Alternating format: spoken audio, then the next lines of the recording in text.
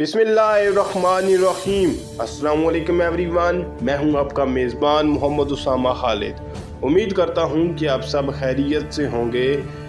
सबसे पहले तो आपका रमज़ानुल मुबारक का महीना उम्मीद करता हूं कि अच्छे से गुजर रहा होगा, लेकिन गज़ा के मुसलमानों को भी आप अपनी दुआओं में लाजमन याद रखिएगा। और ना सिर्फ गज़ा के मुसलमानों को बल्कि दुनिया भर में जहां कहीं भी मुसलमानों पर जुल्म हो रहा है उनको सबको आप दुआओं में लाजमन याद रखें, ताकि अल्लाह ताला उनकी मुश्किलात में कमी फरमाए और उनके साथ साथ जो है वो मुसलमानों को एक ऐसा लीडर अता फरमा दे जो कि मुसलमानों को एक झंडे तले इकट्ठा कर ले। अब बात कर लेते हैं आज की वीडियो के बारे में। तो कुर्नुश उस्मान की एपिसोड नंबर 153 का ट्रेलर रिलीज़ हो चुका है। और जैसा कि लास्ट एपिसोड जब रिलीज़ हुई थी तो इसके साथ इसका ट्रेलर नहीं दिया गया था, तो बहुत सारे फैंस ये सोच रहे थे कि शायद इस वीक जो है वो नया एपिसोड ना आए, लेकिन वो इस वजह से भी कई दफ़ा ट्रेलर को लेट कर दिया जाता है जब जो है वो इस तरह के हालात हों कि कोई सस्पेंस क्रिएट हो गया हो एपिसोड के एंड में, तो वहाँ पर अगले एपिसोड का ट्रेलर जो है वो थोड़ा सा डिले कर देते हैं ताकि उस सस्पेंस को बरकरार रखा जाए। जैसा कि आपको जानते ही हैं कि होला फिरा को जहर दिया गया था, तो बहुत सारे लोगों को इस बात की फ़िक्र थी कि क्या होला फिरा बच पाएंगी या नहीं बचेंगी, तो इसलिए उन्होंने सस्पेंस के तौर पर इस ट्रेलर को थोड़ा सा लेट रिलीज़ किया है। अभी हम इस ट्रेलर में देखते हैं कि नई किस्त में क्या चीज़ें दिखाई जाएंगी और क्या चीज़ें इस ट्रेलर में दिखाई जा रही हैं।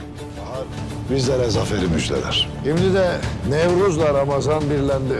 तो यहाँ पर ट्रेलर के पहले ही सीन में आप बाहर के मौसम की जो खुशामदीद होती है और नवरोज़ का जो त्यौहार मनाया जाता है, तुर्क में अभी भी तुर्की में मनाया जाता है, वो दिखाया जा रहा है। और साथ ही साथ उस्मान बे का डायलॉग भी सुनाई दे रहा है जो कि ये बात बोल रही हैं कि जब भी मौसम बहार आता है ये हमारे लिए फ़तह की खुशखबरियाँ लेकर आता है और हमेशा हमारे लिए अच्छा साबित होता है।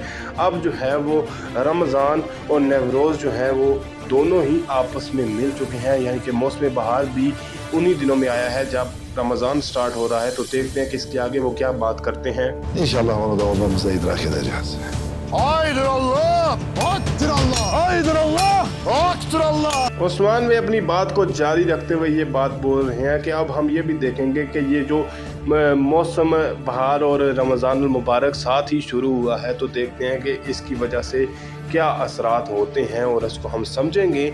इसके बाद जो है वो दिखाया जा रहा है कि उस्मान बे, ओरहान बे और अलाउद्दीन बे तीनों ही कबीले में मौजूद हैं और यहाँ पर वो तलवार बना रहे हैं। तो कबीले के सीन्स तो इस सीज़न में काफ़ी मिस किए जा रहे हैं और आने वाली किस्त में कबीले के सीन्स दिखाए जाएंगे। और हो सकता है कि ये कुंदूज़ बे का कबीला हो जहाँ पर उस्मान बे और उनके कार वाले तमाम लोग वहाँ पर जाएँ और यहीं पर वो तलवार बनाते हुए नज़र भी आ रहे हैं।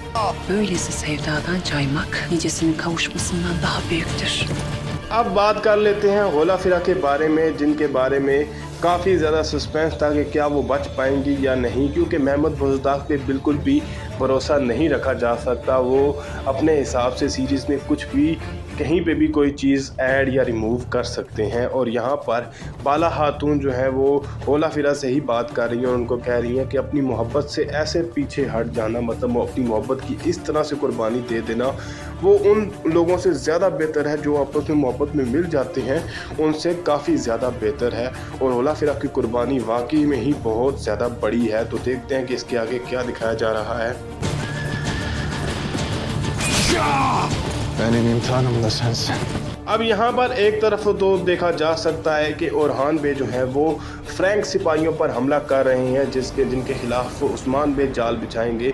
और जब उस्मान बे उनको हुक्म देंगे तो उस वक़्त वो फ्रैंक सिपाहियों पर हमला करेंगे। तो एक जानब तो उनको सल्तनत की जानब से वो जो वजीफ़े सर अंजाम देते रहे हैं, जो काम वो करते रहे हैं, वो हर एपिसोड में कहीं ना कहीं दिखाए जाते हैं। इसके साथ साथ यहाँ पर अलाउद्दीन बे नज़र आ रहे हैं जो कि गोंजा खातून के साथ घुड़सवारी कर रहे हैं और उनको ये बात बोल रहे हैं कि मेरा इम्तिहान भी आप हैं, यानी कि आपके ज़रिए से मेरा भी इम्तिहान लिया जा रहा है। Karargahınızda kaç tane kat alan var? 2000'den fazla. Güzergahları neler? अब आपको मालूम ही होगा कि उस्मान बे जब जाल बिछाते हैं तो उनके जाल से निकलना इतना आसान तो नहीं होता, और यहाँ पर एक फ्रैंक सिपाही को पकड़ लिया गया है जो हो सकता है उनमें उन सब में से जो उनका एक लीडर होगा वो शायद ये है। और यहाँ पर उस्मान बे उनसे सवाल पूछ रहे हैं कि आपकी करारगाह में कितने कातालान सिपाही मौजूद हैं, जिस पर वो जवाब दे रहा है कि तकरीबन 2000 हैं। और इसके बाद उनसे वो ये बात पूछ रहे हैं कि उनकी गुजारगाह क्या है, मतलब कि लास्ट एपिसोड में उन्होंने इमरान तकीन के साथ ये मुआहदा किया था कि आप अपनी गुजारगाह जो है वो कुताहिया की तरफ से रखें और मेरी ज़मीनों से पीछे हट जाएं। Senin toprakların. Frankler Sudevi mevkiine indiler. Yakında yola çıkacaklar. इसके बाद वो कातालान सिपाही उस्मान बे की बात का जवाब देते हुए ये कह रहा है कि आपकी ज़मीनों से ही गुजरकर हम जाएंगे और यही हमारी गुजारगाह है। जिसके बाद वो वाकई उस्मानी थप्पड़ के अख्तार बन जाते हैं और उस्मान बे इस बात से गुस्से में भी होंगे। शायद उनको इस बात का शुबा भी हो कि इमरान तकीन से किया हुआ मुआहदा जो है वो ज़्यादा चलेगा तो नहीं, लेकिन वो एक जानब से थोड़ा सा वक्त हासिल शायद करना चाहते हों। और यहाँ पर इमरान तकीन ये बात बोल रही हैं कि जो फ्रैंक सिपाही हैं वो सुदबी जो जगह है वहाँ पर पहुँच चुके हैं और बहुत जल्द वो हमारे पास और हमारी करारगाह में भी पहुँच जाएंगे। Yol epey çetrefilli ama bizler de çetiniz. Usman बे ने जैसा कि लास्ट एपिसोड में ये बात की थी कि फ्रैंक और कातालान सिपाहियों को आपस में मिलने और इसके बाद इमरान तकीन की फ़ौज में शामिल होने की इजाज़त नहीं देनी चाहिए, क्योंकि अगर वो इमरान तकीन की फ़ौज में शामिल हो जाते हैं तो वो काफ़ी ज़्यादा ताकतवर हो जाएगा, जिसके बाद उसको रोकना मुश्किल हो जाएगा। और उस्मान बे इसी हवाले से यहाँ पर अपने इक़दाम करते हुए भी नज़र आ रहे हैं। उस्मान बे यहाँ पर ये बात बोल रहे हैं कि ये जो रास्ता है जिस पर हम जो चल रहे हैं ये बहुत ज़्यादा मुश्किल रास्ता है, यानी कि यहाँ पर किसी भी किस्म की आसानी नहीं है। लेकिन हम भी मतलब आसानी रास्ते पर चलने वाले नहीं हैं, हम भी काफ़ी ज़्यादा ताकतवर और पावरफुल लोग हैं। और इस तरह की बात उस्मान बे कर रहे हैं। O Frank liderinin kellesini alıp aham da şutu atakan da.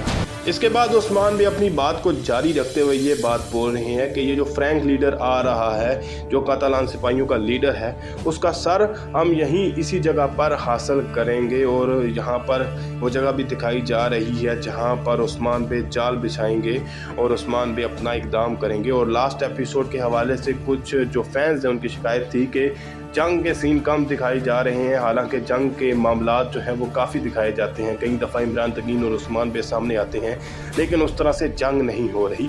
तो कई दफ़ा होता है कि एपिसोड में जंग के सीन जो है वो कम दिखाई देते हैं, लेकिन कई दफ़ा एपिसोड में जंग के सीन काफ़ी ज़्यादा भी दिखाई देते हैं। तो इस तरह से सीरीज़ इसी तरह से चलती है और बैलेंस किया जाता है सीरीज़ को। Ya topraklarımızdan defolup gidecekler ya da onları bu topraklara gömeceğiz.